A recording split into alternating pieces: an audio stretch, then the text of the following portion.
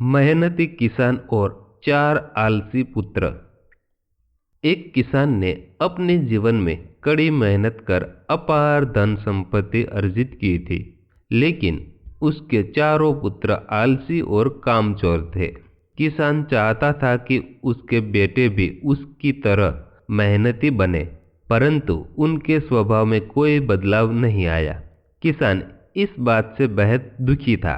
समय बीतता गया और जब किसान वृद्ध हो गया तो उसे अपने जीवन के अंतिम समय का एहसास हुआ।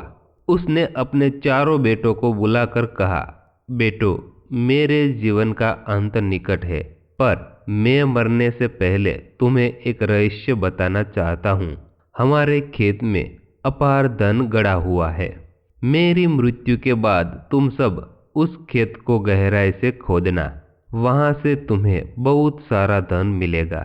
यह सुनकर किसान के बेटे बहुत खुश हुए। उन्होंने सोचा कि पिता के मरने के बाद मेहनत करने की कोई जरूरत नहीं पड़ेगी और खेत से मिलने वाले धन के सहारे पूरी जिंदगी आराम से काट लेंगे। कुछ दिनों बाद किसान का निधन हो गया।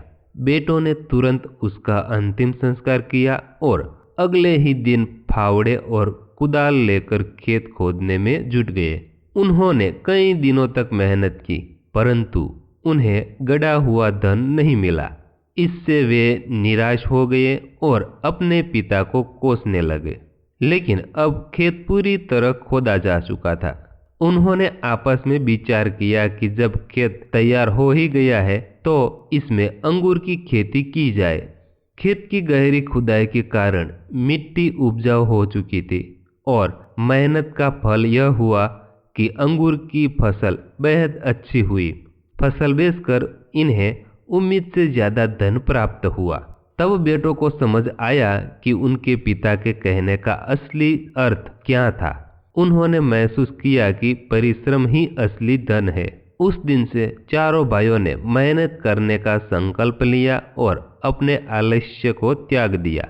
तो दोस्तों, इस कहानी से हमें सीख मिलती है कि आलस्य व्यक्ति को निकम्मा बना देता है, जबकि परिश्रम से सच्ची सफलता और संतोष प्राप्त होता है। तो दोस्तों, अगर आपको यह कहानी अच्छी लगी है तो प्लीज़ वीडियो को लाइक और शेयर जरूर करें।